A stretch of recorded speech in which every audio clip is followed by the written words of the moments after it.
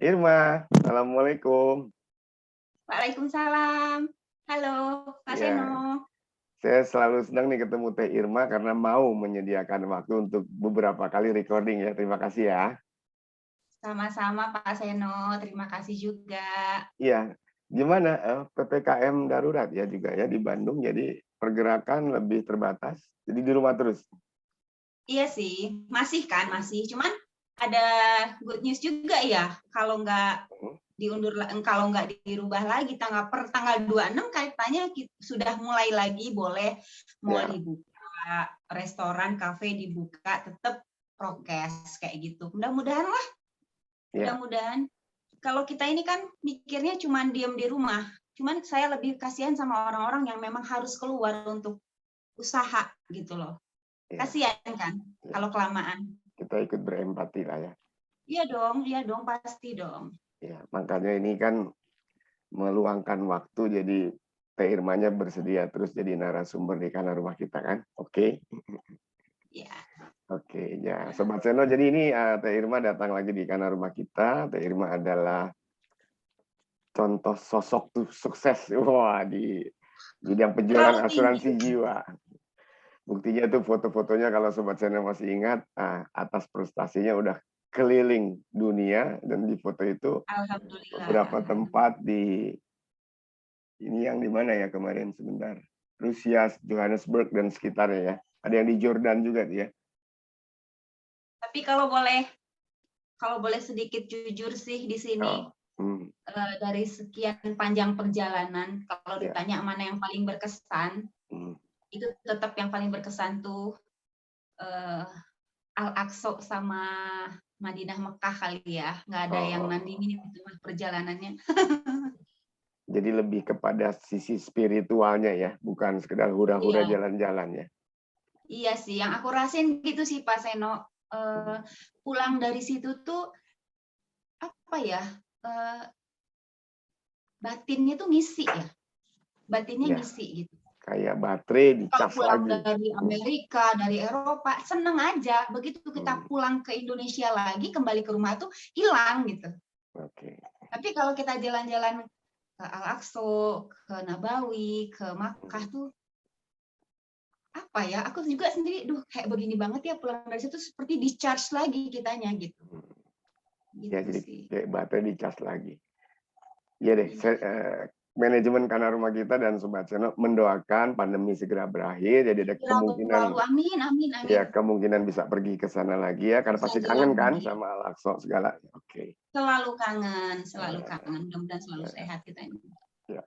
Teh, ini kali ini kita mau berbagi dengan Sobat Seno topik tentang bagaimana teknik atau cara atau metode menutup penjualan nih, menghasilkan penjualan gitu ya. Closing. Closing teknik betul sekali. Dan Closing. kalau beberapa Sobat Seno yang udah memirsa atau menonton video terdahulu kan, salah satu hot prospeknya Irma adalah wira swastawan yang pebisnis yang bidangnya adalah salah satu bengkel ya. Nah, itu kita jadiin cerita aja nih, menarik nih. Dan memang boleh dibilang 75% dari klien aku tuh pengusaha rata-rata. Oh, memang pengusaha. Jadi memang segmen pasarnya bukan Pengusaha rata-rata. mungkin yang Lebih lain banyak pengusaha. yang lain Ya, karyawan dan yang lain-lain lagi ya. ya. Oke. Coba Teh diceritain nih, itu gimana akhirnya? Kan kalau nggak salah cerita yang dulu nih sempat tertunda 4 tahun, betul kan? Ya. Iya, Dan akhirnya iya. dilakukan kunjungan-kunjungan ke bengkel dengan cara Teh Irma tetap cuci mobilnya di situ, akhirnya ngobrol, akhirnya dekat. Relationship Nah, ya. relationship-nya makin bagus, ada keterikatan. Pada saat momentumnya closing-nya itu bisa diceritain nggak? Apa yang Irma utarakan, Irma sampaikan sehingga akhirnya goal gitu ya. Coba ini yang menarik nih. Ya, gini ya. Sebetulnya kalau apa yang saya utarakan sehingga bisa menghasilkan closing pada akhirnya, Ya. itu sebenarnya mungkin bersamaan waktu si klien ini dia butuh kan, benar nggak sih?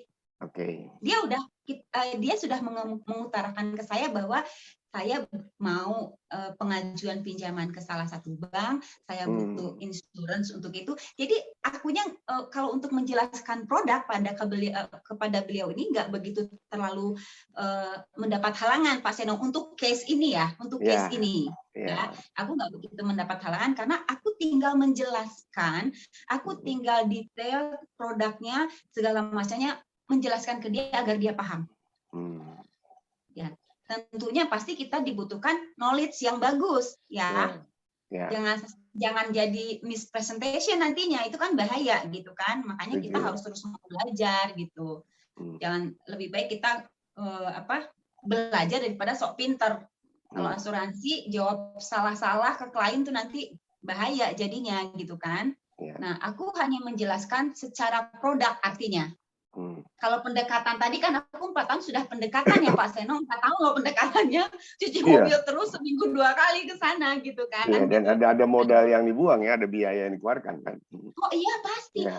Gini ya, semua yang kita tuh, apapun yang kita impikan, tujuan kita, itu pasti harus ada pengorbanan. Nggak mungkin kalau nggak ada pengorbanan nggak akan bisa gitu. Pengorbanan saya dalam hal ini apa? 4 tahun menjalin hubungan baik, 4 tahun menahan keinginan saya tuh pengen closing. Itu kan sebuah keinginan saya kan ya. Dan 4 tahun saya nggak nyerah. Saya terus gimana cari strategi, gimana caranya ini orang bisa closing dan nggak bisa lepas dari saya. Nggak boleh lepas dari saya. Karena dia juga inceran agen-agen asuransi yang lain gitu kan. Artinya gitu. Nah, itu sisi pengorbanan saya. Tinggal saya menjelaskan produknya ke dia, detailnya sampai bolak-balik juga menjelaskan. Udah dijelaskan dan suruh datang lagi ngejelasin lagi. Itu tuh berkali-kali Pak Seno. Dan kita nggak boleh kesel ya. Kalau klien kayak gitu tuh kita nggak boleh kesel. Kita nggak boleh kesel. Nah, sampai dia paham, sampai dia mengerti, sampai dia memutuskan sendiri. Oke. Saya ambil dari kamu gitu. Nah, ini dia di sini closingnya ya. Closingnya, betul. Ya, biar Sobat Seno jelas, jangan salah pengertian nih. Betul dari cerita Irma ada 2 unsur yang bergabung jadi satu nih. Unsur yang pertama adalah usaha ya, effort tadi ya. Dengan memaintain relationship, dengan membuang biaya dan tenaga. Tapi juga ada faktor peluang yang memang bisa dibungkus, di-wrap up, digarap sama Irma dengan cakep, dengan apik. Nah, untuk kemudian bisa ini berjalan, perlu didukung sama knowledge dan skills, kan gitu ya. Betul. Dan Pak Seno, sorry ya, mungkin ini lebih nggak kalah pentingnya juga ya. Kita harus punya karakter yang baik, Pak Seno. Setuju. Ya, baik dalam arti apa yang lebih definitif? Nah, coba. Gini baik ya, itu kan luas. itu misalnya gini, kita karakter yang baik itu contohnya begini, hal kecil. Kita harus disiplin. Kalau janji ya kita harus disiplin. On time ya, on time. On time marketing. Gini, kalau saya punya prinsip gini Pak Seno, setiap saya ada appointment dengan klien saya pasti lebih dulu datang daripada klien saya. Itu 15 menit kan saya udah keburu datang. Biasanya jauh dari pusat kota. Jadi halo, ya kita lanjutkan aja itu. Jadi ada harus disiplin, menunggu klien. On time. Ya, nggak apa-apa masalah klien pada akhirnya, Irma sorry saya ada meeting, Irma sorry saya harus begini harus begitu, nggak masalah. Yang penting saya udah datang duluan gitu. Iya, betul. Nggak, tadi produser ngingetin muncul sebentar, Pak. Tadi produser muncul suara ngingetin kalau apalagi kalau perjanjian atau appointment-nya ada agak keluar kota dikit ya kan, perlu perhitungan waktu. Betul, benar. Ya kita kan kalau keluar kota tuh kita harus mikirnya spend waktu untuk macet di jalan atau ada apa-apa gitu. Jadi kita marketing harus cerdas ya, harus cerdas mikirinnya. Gitu. Nah, jadi balik lagi tadi ke karakter yang baik gitu. Karena mau skill kita sebagus apapun, kemampuan kita sebagus apapun, kalau karakter kita enggak baik, belum tentu juga orang itu pilih kita gitu. Oke. Baik, jadi Sobat Seno tadi sebuah cerita mengenai bagaimana Irma bisa akhirnya goal penjualannya, closing, dengan dukungan berbagai hal ya. Dukungan karakter, knowledge yang memadai, maintain relationship, garap peluang karena dia udah ada kebutuhannya. Iya. Nah, Mak, sebentar supaya Sobat Seno nggak penasaran ini. Ada nggak cerita yang lebih seru tentang closing yang dimana Irma pada awalnya susah nih, mau bujuk dia untuk tanda tangan SPAJ itu surat permintaan asuransi jiwa tuh banyak penolakan dan akhirnya Irma bisa membalikannya dan berhasil. Kayaknya itu asik juga nih kalau didengerin ya. Ada nggak ingat-ingat? Dan akhirnya tutupannya besar. Ada Ada. Pak Seno, Coba ada. dong ceritain satu contoh deh, satu aja. Sebetulnya gini ya, sebetulnya gini. Kalau dibilang ada nggak Mak cerita yang seru, yang sulit gini-gini, semuanya sulit sebenarnya, nggak ada yang gampang. Cuman kalau Pak Siono tanya, ada yang lebih seru lagi nggak ceritanya dari ini gitu ya? Yang susah dulu dong ya. Ini kelihatan kesannya mulus yang ini ya, mulus. Betul, ya. Betul. Ini tuh gini ya. Saya ingat satu case saya yang nggak 4 tahun sih saya nunggunya. Tapi ini orang kayak apa? Kayak belut. Licin. Jadi model orang yang nggak gampang ditangkap, nggak gampang ditemuin gitu. Betul. Seru nih ya. Betul. Gini ya Pak Seno, aku tuh kalau mengingat ini tuh makanya mungkin bukan saya aja mungkin pengalaman seperti ini. Kita jadi agen asuransi. Berbagai macam kendala sebetulnya. Selain dari produknya, kliennya gitu ya. Banyak hal yang aku punya satu klien yang aku kejar dia. Itu harapan-harapannya tinggi ke kita. Sehingga kita, yang namanya kita mau jualan ya, kita melambung dong ya kalau dikasih harapan. Seperti yang mudah kayak gitu, kita udah ngejelasin gini-gini. Presentasi itu bukan hal yang gampang menurut saya. Itu butuh kecerdasan kita, butuh improve kita, butuh karakter yang bagus tadi gitu. Kita tuh itu butuh energi ya. Presentasi itu butuh energi. Saya itu dijanjikan bukan sedikit case-nya Pak Seno. Saya nggak apa-apa bilang, tapi nggak akan saya sebutkan namanya ya. Saya itu diundang presentasi di salah satu universitas swasta di Bandar Lampung. Oke, menarik. Di Bandar Lampung. Dan ini yang undang saya itu rektornya, pemiliknya, swasta ya, pemiliknya. Pak Seno bayangin ya, saya disuruh presentasi, dia bilang, dia memberikan harapan ke saya bahwa saya mau kasih insurance kepada semua staf pengajar saya. Bangga nggak Pak Seno tuh? Kita tuh punya harapan ya seperti di kampus itu. Swasta tadi ya, di Bandar Lampung. Kampus swasta tadi, ini kampus swasta terkenal di Lampung. Karena saya datang presentasi loh ke sana Pak Seno. 3 kali bolak-balik presentasi. Jadi bolak-balik Bandung, Lampung. Oh iya, ada effort lebih kan? Saya kos kita tinggi berarti kan? Naik apa? Kos kita tinggi. Terbang? Saya terakhir kali bawa mobil, yang 2 kali saya pakai pesawat. Ya, gitu. apapun Karena itu. terakhir kali saya bawa mobil itu saya pikir saya pengen main, sekalian kebetulan ada kakak saya di sana gitu. Jadi saya pengen sowan lah gitu ya. Nah itu Pak Seno yang mempersiapkan segala sesuatunya artinya lebih daripada case-case yang lain ya. Karena ini kita presentasi di depan tim pengajar di satu universitas dengan satu harapan hasilnya bagus gitu ya. Capeknya lebih, hasilnya juga akan lebih nantinya gitu kan. Itu berkali-kali Pak Seno saya hanya dikasih harapan sama si klien ini. Oke, udah gini-gini. Jadi ketika saya selesai presentasi, saya disuruh berkomunikasi dengan asistennya Pak Seno, bukan dia langsung ya, dengan asistennya karena dia sibuk. Untuk follow up ceritanya, untuk follow up ya. Follow up. Asisten ini kan menyampaikan apa yang bosnya bilang ke kita kan. Decision maker-nya kan tetap kan yang owner-nya, benar nggak? Betul. Benar ya? Saya tuh mentah lagi gitu loh Pak Seno. Ini udah mau jadi, ini udah mau tanda tangan semua SPA nih. Bahkan udah ada beberapa SPA yang sudah diisi satu persatu saya panggil, saya berhadapan face to face dengan setiap pengajarnya untuk saya isi SPA kan. Dulu kan begitu kan? Satu-satu kita tanyain. Asuransi individu harus ngisi satu-satu, nggak bisa diperlakukan kelompok. Itu asuransi kumpulan. Oh, nggak bisa, individu. Jadi waktu itu saya sempat meng-hire 1 orang juga asisten buat saya. Karena kalau saya kerja sendiri nggak akan bisa kepegang. Betul, untuk wawancara kan. Kalau dibilang energi saya sudah sudah, kalau kata orang bilang dai masdu lah ya, udah mati-matian nih ngejar case ini tuh ya. Itu tuh harapan lagi sampai pada titik saya memang hopeless Pak Seno. Sebentar, Mbak. Apa yang dia utarakan atau digantung sehingga menimbulkan harapan? Alasannya apa sebetulnya?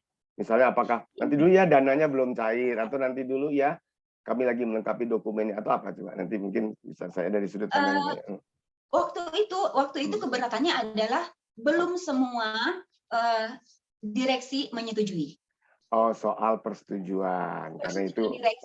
harus persetujuan kolektif ya, persetujuan sama-sama. Ya, jadi gini, ini universitas ini milik keluarga. Bapak, emak, anak-anak gitu loh. Ya. Jadi belum semua direksi menyetujui. Awalnya begitu. Bisa dipahami ya Pak Seno ya. Artinya ya udah sabarlah dulu kita kan gitu ya, bisa dipahami dah. Terus Irma bisa nggak datang ke Lampung lagi? Harus dijelaskan ini ke bapak saya yang punyanya, bos besarnya nih ceritanya nih. Iya, kita kan kalau aku segini ya Pak Seno ya, selama permintaan itu masuk akal dan memang harus aku jalanin prosesnya seperti itu, ya why not gitu. Datang lagi, berangkat lagi ke Lampung gitu kan. Presentasi lagi Pak Seno. Nunggu lagi, alasannya udah lain lagi. Sabar dulu ya Ir, susah banget nih ngatur-ngatur orang dengan orang keuangan segala macam. Itu lelah loh Pak Seno, itu lelah. Menunggu itu lelah. Sampai pada akhirnya aku yang agak tegas akhirnya. Karena gini, aku punya prinsip gini. Kita tuh butuh klien ya, tapi ketika usaha kita juga menurut kita sudah sampai di titik atas, aku nggak mau aku lagi yang ngalah.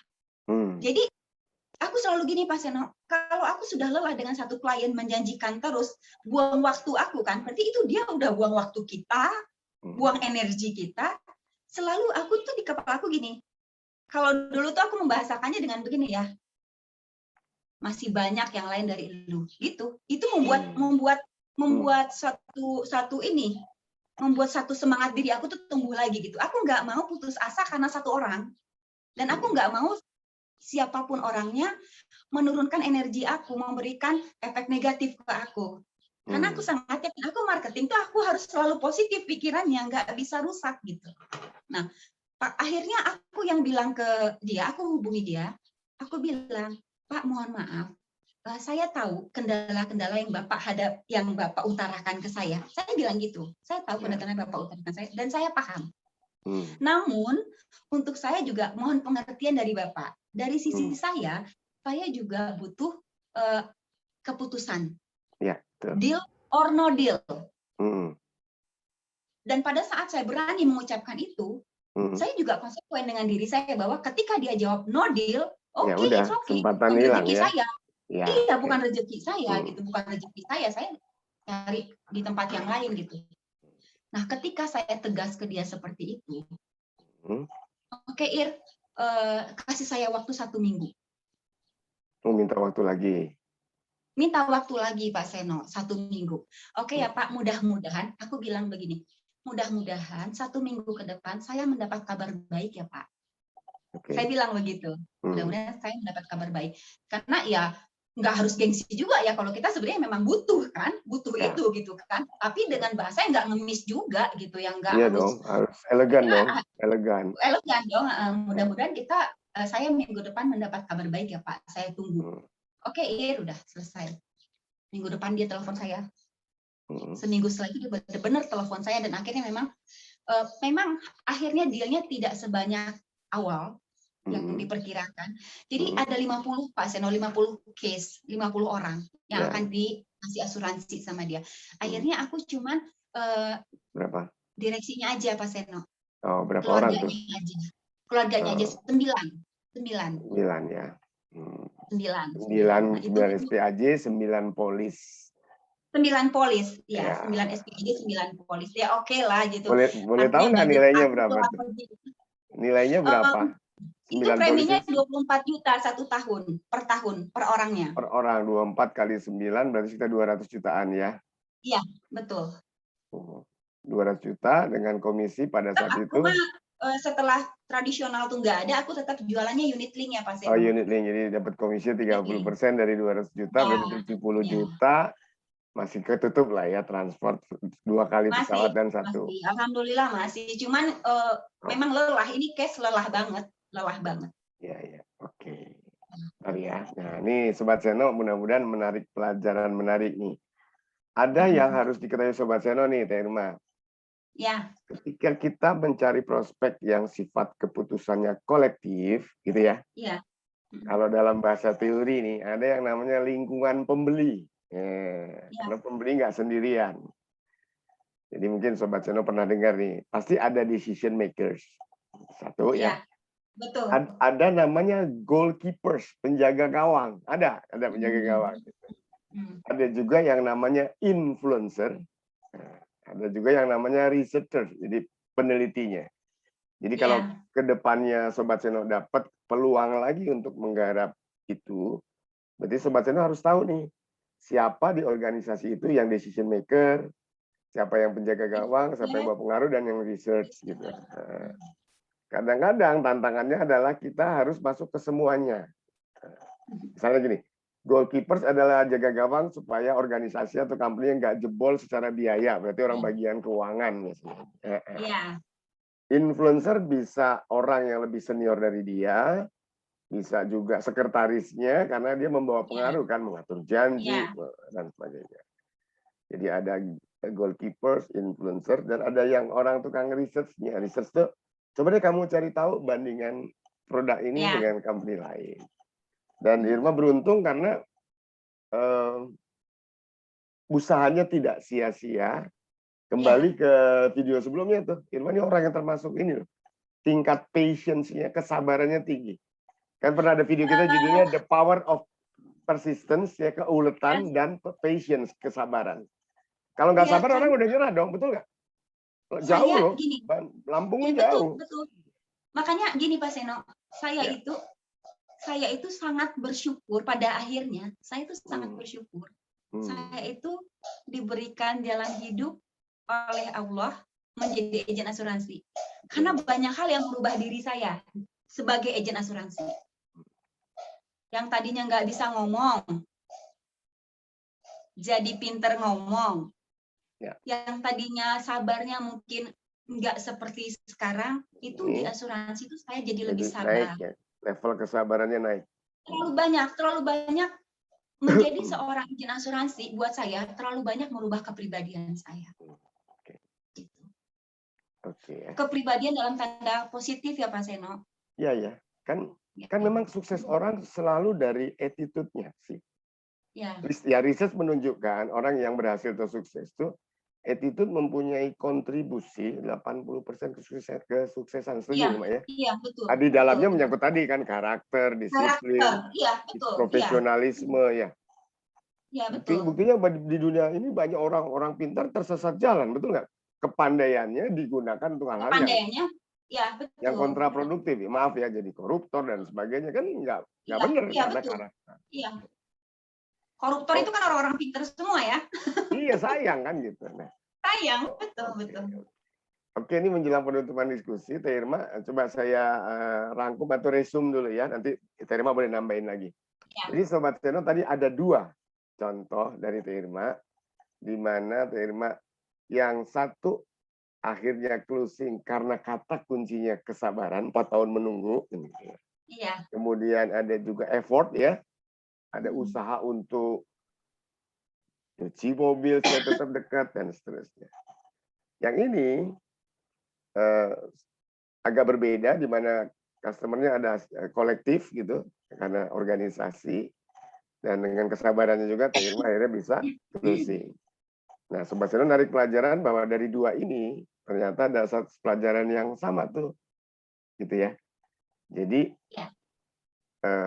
selain soal sabar tadi,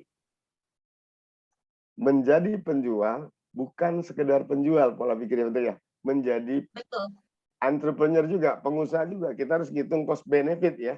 Oh iya, betul. Ya, karena akhirnya kebayar kan, ketutup biaya untuk cuci mobilnya, biaya untuk perjalanan ke Lampung, Iya, Betul. iya. Jadi berpikirnya harus bisnis juga kalau kita berpikirnya Bisnis, agen asuransi itu bisnis. bisnis, Iya, ya. menjadi agen asuransi itu bisnis, betul. Jadi agent insurance is not just salesperson, but juga entrepreneur gitu. Oke. Sip. Ada pesan-pesan lain untuk Sobat Seno khususnya dalam closing? Silakan kalau ada sebelum kita akhiri untuk kita lanjutkan lagi ya Teh nanti pada rekaman berikut nih Sobat Seno, Teh Irma mau cerita nih bagaimana pelayanan purna jual nih after sales service yang menarik. Yang untuk yang ini ada tambahan lagi nggak? Boleh silakan. Apa ya? Ini mungkin saya cuma mau pesan ke sahabat Seno di kanan rumah kita. Boleh. Untuk menuju closing itu memang nggak mudah. Pasti kita nemuin kegagalan. Ketemu kegagalan pertama, kita jangan putus asa. Kita buka diri kita untuk menganalisa, saya kenapa ya gagal? Dan ketika kita tahu gagalnya kenapa, kita jangan ulangin lagi untuk melangkah yang selanjutnya. Gagal lagi, ya udah nggak apa-apa, dipelajari lagi. Apa ya, learning proses ya Pak Seno. Sampai kita akhirnya nggak ketemu kenapa ini gagal. Pasti kita sukses, pasti kita berhasil, pasti closing. Gitu. Jadi jangan takut gagal gitu. Kan Pak Seno ngingetin saya kan bahwa kalimat saya itu kegagalan bagi seorang Irma adalah beban yang menggairahkan. Menggairahkan. Oh iya, quote-nya. Jadi quote-nya ya Sobat Seno, Irma punya quote nih. Bagi orang yang ingin sukses, kegagalan adalah beban yang menggairahkan. Jadi bukan dijadikan bad mood gitu ya. Oke. Terima kasih ya Teh ya. Jadi kalau dalam kalimat singkat saya tutup dengan quote yang dari saya dong ya. Kalau tadi Teh Irma kan bagi orang sukses kegagalan adalah beban yang menggairahkan. Berarti tadi tersirat juga ada bisa dibuat quote juga tuh. Selama ini orang salah soalnya orang bilang begini. Pengalaman adalah guru yang terbaik katanya. Saya nggak setuju. Yang benar adalah evaluated experience is the best teacher. Betul. Pengalaman kegagalannya udah dievaluasi adalah guru terbaik. Gitu ya? Betul. Iya, setuju. Setuju. Oke. Jadi Teh Irma udah banyak mengevaluasi apa yang harus dia ubah, apa yang harus dia tingkatkan, dan akhirnya berhasil. Masuklah duit 70 juta, 120 juta, dan seterusnya. Indah dan luar biasa. Alhamdulillah. Baik. Terima kasih Teh Irma, kita akhiri dulu sesi kita. Nanti kita jumpa lagi pada topik yang berbeda ya. Insya Allah Pak Seno. Ya, kita jaga kesehatan. Assalamualaikum. Waalaikumsalam.